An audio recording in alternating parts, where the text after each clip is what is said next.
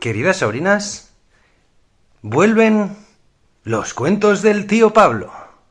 ¿Os acordáis que estábamos viendo y leyendo Momo y que habíamos conocido a Beppo y el barrendero y a Gigi? Pues ahora empezamos el capítulo 4, que se titula Historias para muchos e historias para una. Poco a poco me voy a poner las gafas. Poco a poco Momo se hizo totalmente imprescindible para Gigi Cicerone, en la medida en que esto se puede decir de un joven tan inquieto y despreocupado como él. Le había tomado un profundo cariño a aquella muchachita de cabellos alborotados y hubiera querido llevarla consigo a todas partes. Contar historias era, como todos ya sabemos, su pasión. Y precisamente en ese punto se había producido un cambio en su interior que él mismo percibía con total claridad. Antes, sus relatos resultaban a veces un poco pobres. No se le ocurría nada interesante. Repetía algunas cosas o recurría a alguna película que había visto o sucesos que había leído en el periódico. Sus historias, por así decirlo, iban a pie. Pero desde que había conocido a Momo, les habían crecido alas. Especialmente cuando Momo estaba con él y le escuchaba. Su fantasía florecía, como un prado en primavera. Los niños y los adultos se arremolinaban a su alrededor. Ahora era capaz de contar historias que se alargaban con nuevos capítulos durante días y semanas. Y nunca se le acababan las ocurrencias. Por cierto, incluso él mismo se escuchaba con la misma curiosidad que los demás, porque no tenía la menor idea de dónde le llevaría su fantasía. Una vez que aparecieron de nuevo por allí unos viajeros que querían visitar el anfiteatro, Momo estaba sentada un poco apartada ese día en las gradas de piedra. Comenzó de la siguiente manera: «Distinguidas damas y caballeros, como sin duda ustedes ya sabrán, la emperatriz Extragracia Augustina emprendió innumerables guerras para defender su imperio de los constantes ataques de los troches y moches. Tras someter por enésima ocasión a aquellos pueblos, estaba tan irritada por aquel acoso incesante que amenazó con exterminar a los agresores y no dejar títere con cabeza, a no ser que su rey, Saxotraxolus, les entregase como castigo su carpa dorada». Y es que en aquellos tiempos, damas y caballeros, las carpas doradas aún no se conocían por estas tierras. Sin embargo, la emperatriz Extragracia había oído de boca de un viajero que el rey Saxotraxolus poseía un pececillo que se convertiría en oro en cuanto creciese. Y la emperatriz quería poseer aquella rareza a toda costa. El rey Saxotraxolus se rió para sus adentros. Puso a buen recaudo bajo su cama la carpa dorada que efectivamente poseía. Y en lugar de encargársela a la emperatriz, le hizo llegar una cría de ballena en una sopera con incrustaciones de piedras preciosas. Bien es cierto que la emperatriz se quedó al principio un poco sorprendida por el tamaño del animal, ya que se había imaginado al pez dorado más pequeñito. Pero se dijo para sus adentros que cuanto más grande fuera, mejor, ya que entonces produciría más oro al hacerse mayor. En cualquier caso, ese pececillo dorado no brillaba para nada como el oro, y eso la intranquilizaba. Mas el emisario del Mas el emisario del rey Saxo Traxolus le explicó que el pez solo se convertiría en oro cuando creciese, antes no, y por lo tanto le dijo era importante que no lo perturbasen en absoluto en su crecimiento. Y con esas explicaciones la emperatriz Extragracia se dio por satisfecha. Así pues, el pececillo iba creciendo día en día y consumía enormes cantidades de alimento, pero como la emperatriz Extragracia no era lo que se dice pobre, el pez comió todo lo que se podía zampar y se puso gordo y seboso. Pronto la sopera se quedó pequeña. Cuanto más grande mejor, dijo la emperatriz Extragracia, y lo hizo trasladar a su bañera. Pero al poco tiempo tampoco ya tenía espacio en la bañera. Crecía y crecía. Así que lo tuvieron que trasladar a la piscina imperial. Aquel traslado fue toda una hazaña, ya que por aquel entonces el pez ya pesaba lo mismo que un buey. Uno de los esclavos que lo transportaban dio un resbalón y la emperatriz echó ipso facto al pobre infeliz a los leones, porque el pez ya lo era todo para ella. Todos los días se pasaba muchas horas sentada al borde de la piscina y lo veía crecer. Solo pensaba en el mucho oro que obtendría, puesto que, como es sabido, ella llevaba una vida muy lujosa y en lo que a oro se refiere, nunca se daba por satisfecha. Cuanto más grande, mejor, pensaba. Murmuraba una y otra vez entre dientes. Aquella frase fue declarada lema oficial y fue grabada en letras de bronce en todos los edificios públicos. Pero, al fin, también la piscina imperial se le quedó pequeña al pez. Así que Extragracia ordenó construir este edificio, cuyas ruinas, donde estamos, señoras y señores, tienen ustedes ante sus ojos. Era antiguamente un enorme acuario circular, lleno de agua hasta los bordes, en el que el pez pudo por fin estirarse del todo. Ahora la emperatriz pasaba día y noche en este lugar observando el pez gigante, para comprobar personalmente si se transformaba en oro, porque ya no se fiaba de nadie, ni de sus esclavos ni de sus familiares, y tenía miedo de que pudieran robárselo. Y así se tiraba los días, consumida por el miedo y la preocupación, sin pegar ojo y vigilando al pez, que chapoteaba tan feliz sin pensar ni por un momento en transformarse en oro. Y Extragracia cada vez descuidaba más sus tareas de gobierno. Y justo eso es lo que habían estado esperando los troches y moches. Bajo el mando de su rey, Saxo Traxolus, se lanzaron al ataque y conquistaron en un periquete todo el reino. No se toparon ni con un solo soldado y al pueblo le daba igual quién le gobernase. Cuando la emperatriz Extragracia se enteró por fin de estos acontecimientos, pronunció las famosas palabras: «¡Ay de mí, si yo hubiera!».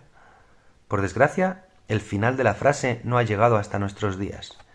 Sin embargo, lo que sí se sabe con certeza es que se ahogó junto al pez, tumba de todas sus esperanzas. Para celebrar la victoria, el rey Saxo Traxolus hizo sacrificar a la ballena y durante 8 días el pueblo estuvo comiendo pescado asado. Para que vean hasta dónde nos puede conducir la credulidad. La credulidad es creer en algo aunque no sea muy lógico, como que la ballena se convirtiera en oro. Entonces, con aquellas palabras, Gigi concluyó su visita guiada, dejando a los viajeros visiblemente impresionados. Contemplaban la ruina con mirada reverente. Tan solo uno de ellos mostró cierta desconfianza y preguntó: ¿cuándo dice usted que sucedió todo esto? Pero Gigi nunca se amilanaba ante una pregunta y afirmó: como todo el mundo sabe, la emperatriz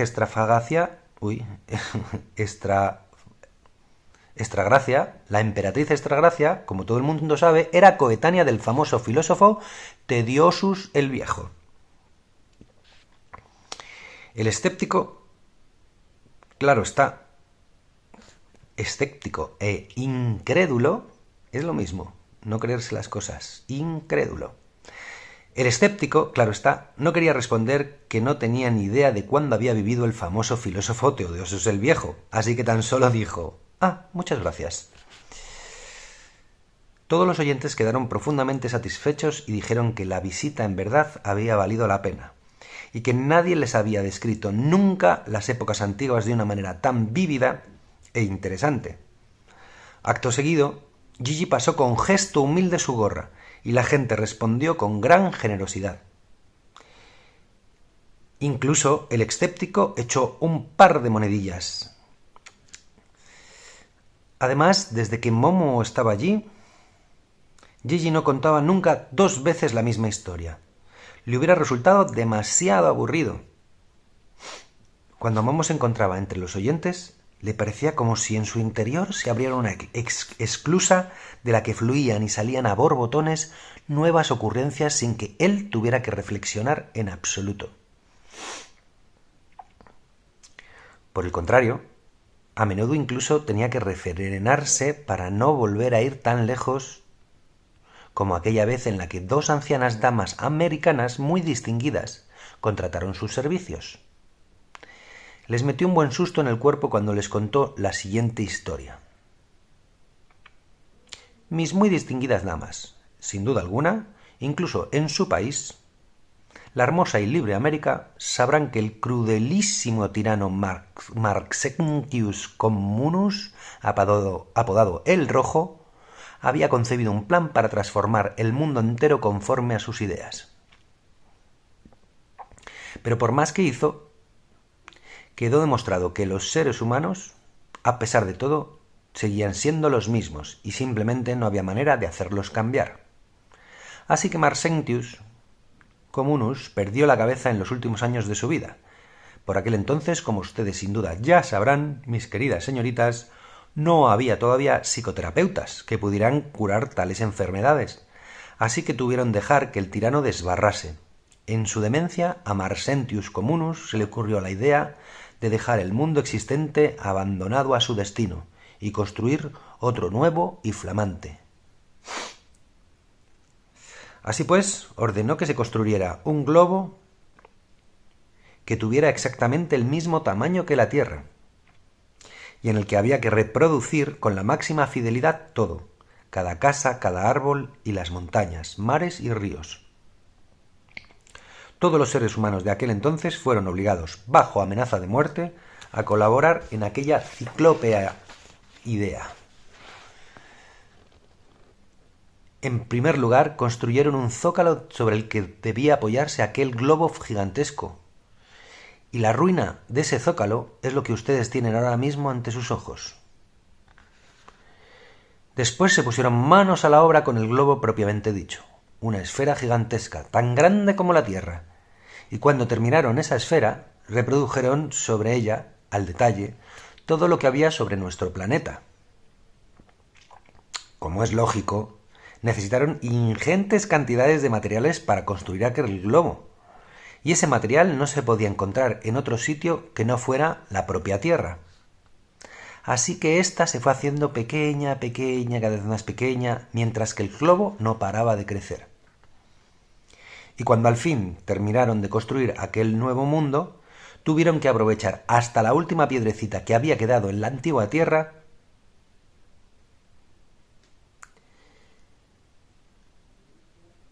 Lo he leído muy mal. Y tuvieron que aprovechar hasta la última piedrecita que había quedado de la antigua Tierra. Punto y aparte. Y, por supuesto, toda la gente tuvo que mudarse a ese nuevo globo terráqueo, ya que el antiguo se había consumido por completo. Cuando Maxentius Communus se dio cuenta de que, a pesar de los pesares, todo seguía igual que antes, se cubrió la cabeza con una toga y desapareció. ¿A dónde fue? Nadie lo habría sabido jamás. Observen ustedes, señoras mías, este hueco en forma de embudo que hoy en día se puede reconocer en estas ruinas. Esto era el pedestal que se apoyaba en la superficie de las ruinas de la antigua Tierra. Así que deben imaginárselo todo al revés. Las 2 distinguidas damas americanas palidecieron y una preguntó: ¿y qué ha sido del globo? Pero si ustedes se encuentran ahora mismo sobre él, respondió Gigi. El mundo actual, señoras mías, es el nuevo globo terráqueo. A lo que las distinguidas damas reaccionaron gritando horrorizadas y emprendieron la huida. Gigi extendió su gorra en vano. Pero lo que más le gustaba a Gigi era contarle cosas a la pequeña Momo, cuando estaban solos y nadie más le escuchaba. La mayor parte de las veces se trataba de cuentos, porque era lo que le encantaba escuchar a Momo, y en ellos casi siempre aparecían como personajes ellos mismos, Gigi y Momo. Estaban destinados exclusivamente a ellos dos, y sonaban muy distintos al resto de las historias que Gigi solía contar. Una hermosa y cálida noche estaban los dos juntos sentados en silencio en las gradas superiores de piedra. En el cielo brillaban ya las primeras estrellas y la luna se alzaba, grande y plateada, sobre las oscuras siluetas de los pinos. ¿Me cuentas un cuento?, le rogó en voz baja Momo. De acuerdo, dijo Gigi. ¿De quién debe tratar? Me gustaría que tratase de Momo y Girolamo, respondió Momo. Gigi pensó un ratito y después preguntó: ¿y cómo ha de llamarse el cuento? Tal vez el cuento del espejo mágico, dijo Momo. Gigi asintió pensativo. Eso suena muy bien. Vamos a ver qué es lo que sucede. Rodeó con su brazo los hombros de Momo y comenzó. Érase una vez una bella princesa llamada Momo, que vestía de seda y terciopelo, y que vivía muy por encima del mundo, sobre la cumbre de una montaña cubierta de nieve, en un palacio de cristal multicolor. Tenía todo lo que uno puede desear. Comía solo los más exquisitos manjares y bebía el más dulce vino. Dormía sobre almohadas de seda y se sentaba en sillas de marfil. Lo tenía todo, pero estaba completamente sola. Todo lo que la rodeaba, su servidumbre, sus doncellas, sus perros, gatos y pájaros, e incluso sus flores, eran tan solo imágenes reflejadas. Y es que la princesa Momo poseía un espejo mágico grande y redondo de la más fina plata. Todos los días y todas las noches lo enviaba a recorrer el mundo, y el gran espejo avanzaba flotando sobre países y mares, sobre ciudades y campos, y las gentes que lo veían no se sorprendían, sino que decían: «¡Es la luna!». Y cada vez que el espejo mágico regresaba, derramaba ante la princesa todas las imágenes que había recogido en su viaje. Había imágenes bellas y feas, interesantes y aburridas. Depende de cómo hubieran ido las cosas. La princesa elegía entre aquellas que le gustaban y arrojaba las demás a un arroyo. Y mucho más velozmente de lo que te puedas imaginar, los reflejos liberados volvían a sus dueños transportados por las aguas de la tierra. De ahí que nos veamos reflejados en el agua cuando nos inclinamos sobre una fuente o un charco. A todo esto se me olvida decir que la princesa Momo era inmortal, porque no se había visto nunca a sí misma reflejada en el espejo mágico. Y es que aquel que se miraba en ese espejo se volvía mortal. Eso lo sabía muy bien la princesa Momo y por eso nunca lo hacía. Así pues, vivía con todas sus imágenes, jugaba con ellas y era feliz de aquel modo. Pero un día sucedió que el espejo mágico le trajo una imagen que le resultó más llamativa que las demás. Era la imagen de un joven príncipe. Cuando lo vio, sintió una añoranza tal que deseó que deseó conocerlo a toda costa. Mas, ¿cómo iba a conseguirlo? No sabía ni dónde vivía, ni quién era, y ni siquiera conocía su nombre. Como no encontraba otra solución, decidió mirarse en el espejo, porque pensó: tal vez el espejo pueda llevarle mi imagen al príncipe. Tal vez él mire por casualidad hacia el cielo cuando esté pasando el espejo y entonces vea mi imagen. ¿Acaso entonces siga al espejo y me encuentre aquí? Así pues, se miró largamente en el espejo y envió su imagen por el mundo, aunque, claro está, al hacer aquello, dejó de ser inmortal. Enseguida sabrás cómo continuó la historia, pero primero tengo que contarte algunas cosas sobre aquel príncipe. Aquel príncipe se llamaba Girolamo y reinaba sobre un vasto reino que él mismo había creado. ¿Y dónde se encontraba aquel reino? No estaba en el ayer ni tampoco en el hoy, sino siempre un día por delante. Y por eso se llamaba el país del mañana. Y todos los que allí habitaban, amaban y admiraban al príncipe. Un buen día, los ministros le dijeron al príncipe del país del mañana: «Majestad, debéis casaros, porque así es como debe ser». El príncipe Girolamo no tenía nada que objetar al respecto, así que mandaron traer al palacio a las más bellas damas del país del mañana, que era su país, su reino, para que pudiera elegir una. Todas se habían acicalado con esmero, porque todas querían ser su esposa, pero, camuflada entre las damas, se había colado en el palacio un hada maligna que no tenía sangre roja y caliente en las venas, sino sangre verde y fría, aunque no se le notaba porque se había maquillado con gran habilidad.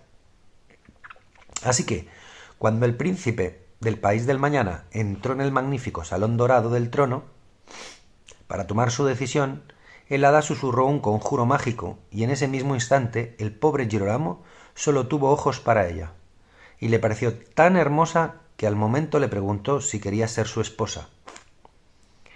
«Con mucho gusto», siseó el hada maligna, «pero con una condición».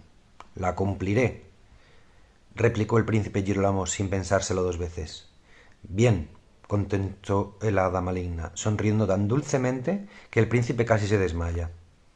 «Durante todo un año no podrás alzar la vista hacia el espejo flotante de plata. Si lo hicieras, olvidarás al instante todo lo que es tuyo. Olvidarás quién eres en realidad y tendrías que marcharte al país del hoy, donde nadie te reconocería, y allí tendrías que vivir para siempre como un pobre diablo desconocido. ¿Estás de acuerdo?» «Si solo es eso», exclamó el príncipe Girolamo, «la condición es muy fácil». Y entre tanto, ¿qué había sido de la princesa Momo? Había esperado y esperado, pero el príncipe no había hecho su aparición, así que se decidió a recorrer el mundo ella misma para buscarlo. Devolvió la libertad a todas las imágenes que guardaba, y ella solita, con sus mullidas zapatillas, descendió hacia el mundo desde su palacio de cristales multicolores, atravesando las montañas cubiertas de nieve. Recorrió todos los reinos hasta llegar al país del hoy. Para entonces sus zapatillitas estaban totalmente desgastadas y tuvo que seguir andando descalza. Pero el espejo mágico continuaba flotando allá arriba, por encima de la tierra, con su imagen reflejada, la de Momo, la de la princesa Momo. Una noche el príncipe Girolamo estaba sentado en la azotea de su dorado palacio, jugando a las damas con el hada de sangre verde y fría, y de improviso una diminuta gota cayó sobre la mano del príncipe.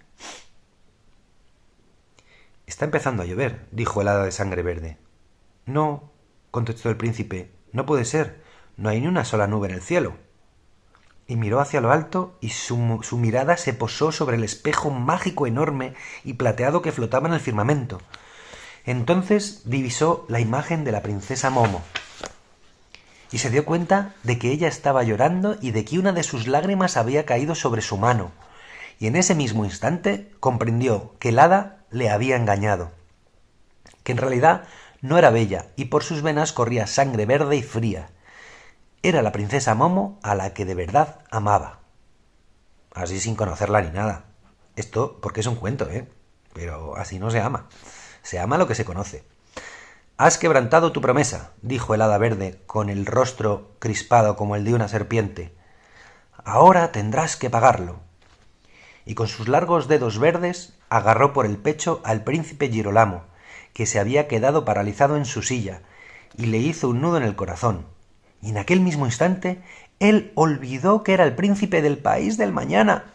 Abandonó su palacio y su reino como un ladrón en la noche, y comenzó a vagar por el mundo hasta llegar al país del hoy, donde vivió en adelante como si fuese un pobre y desconocido vagabundo. Y se puso el nombre simple de Gigi. Lo único que había llevado consigo en su bolsillo era la imagen que estaba en el espejo mágico. A partir de aquel momento, el espejo quedó vacío. Entretanto, los vestidos de terciopelo y seda de la princesa Momo se habían hecho ya jirones de tanto caminar.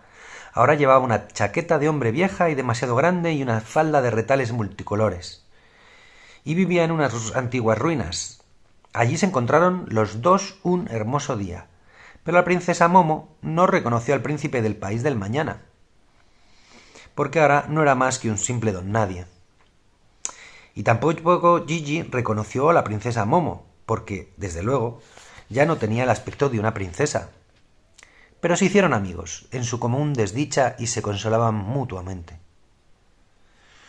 Una noche, cuando el viejo espejo mágico plateado, ahora vacío, hizo su aparición de nuevo en el cielo, Gigi sacó de su bolsillo la imagen que se había guardado y se la mostró a Momo.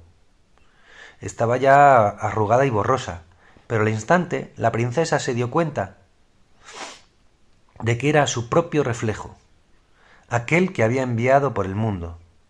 Y en ese momento reconoció, bajo el aspecto del pobre diablo Gigi, al príncipe Girolamo, al que había estado buscando y por el que se había vuelto mortal, y le contó todo. Gigi meneó afligido la cabeza. No puedo entender nada de lo que me dices, porque tengo un nudo en el corazón que me impide recordar. Entonces la princesa Momo le tocó el pecho y deshizo con sumo cuidado el nudo del corazón. Y en ese momento el príncipe Girolamo recordó quién era y de dónde procedía. Tomó a la princesa de la mano y emprendió el camino, hasta muy lejos, allá donde se encuentra el país del mañana.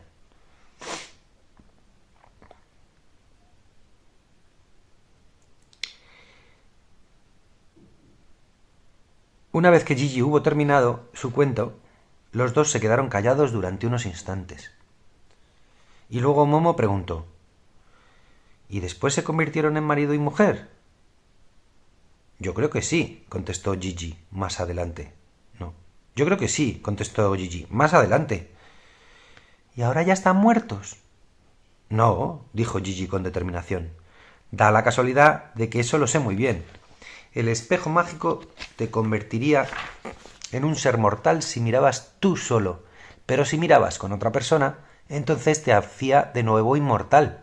Y eso es lo que hicieron los dos, mirarse de nuevo el espejo para ser inmortales. La luna se alzaba enorme y plateada sobre los oscuros pinos y hacía brillar las viejas piedras de las ruinas con un halo de misterio. Momo y Gigi permanecieron sentados en silencio, uno al lado del otro, contemplándola largamente. Y sintieron con toda nitidez que, durante ese instante, ambos eran inmortales.